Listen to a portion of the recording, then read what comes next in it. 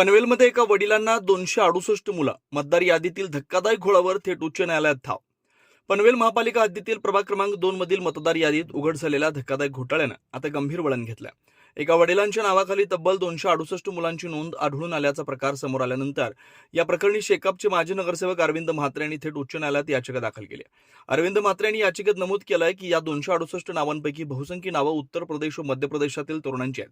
संबंधित व्यक्ती पनवेलमध्ये वास्तव्यास नाहीत, तरी त्यांची नावं एकाच पत्त्यावर मतदार म्हणून नोंदवण्यात आली.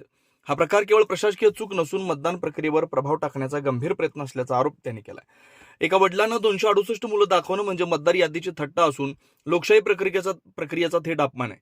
अशा प्रकारे बाहेरील लोकांची नावं मतदार यादीत घालून निवडणुकीत गैरव्यवहार करण्याचा प्रयत्न होतोय, असं अरविंद म्हात्रे यांनी म्हटलंय. या याचिकेद्वारे त्यांनी उच्च न्यायालयाकडे संबंधित मतदार यादीची तातडीनं सखोल चौकशी, बनावट व संशयास्पद नोंदी रद्द करण्याचे आदेश तसेच दोषींवर कठोर कारवाई करण्याची मागणी केली आहे. दरम्यान या प्रकरणामुळे संपूर्ण पनवेलमध्ये खळबळ उडाली आहे. मतदार यादीच्या विश्वासार्हतेवर गंभीर प्रश्नचिन्ह निर्माण झालंय. आता उच्च न्यायालय या प्रकरणात काय भूमिका घेते याकडे सर्वांचं लक्ष लागलंय.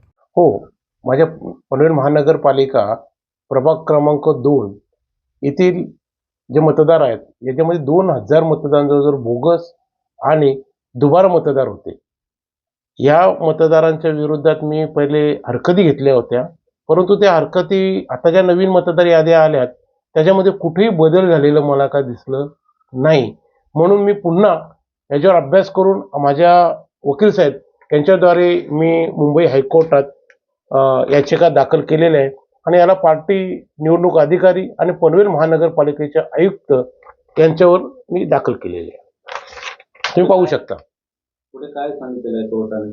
कोर्टात आता सोमवारी मला हे देणार आहे डेट. जवळ 27 तारखेच्या आत निवडणूक अधिकाऱ्यांनी जाहीर केलेले आहेत का मतदार याद्यामध्ये जे काय फेरबदल असतील किंवा कुठेशी दोष निर्मिती असेल, जिथे बोगस कुठे झालेले असतील, या संदर्भाचं निवडणूक अधिकाऱ्यांनी जी निवडणूक घोषणा करण्यावेळी सांगितलं होतं त्याप्रमाणे 27 तारखेपर्यंत जर बदल झाला नाही माझ्या मतदार यादीमध्ये तर मी सुप्रीम कोर्टामध्ये जाणार आहे.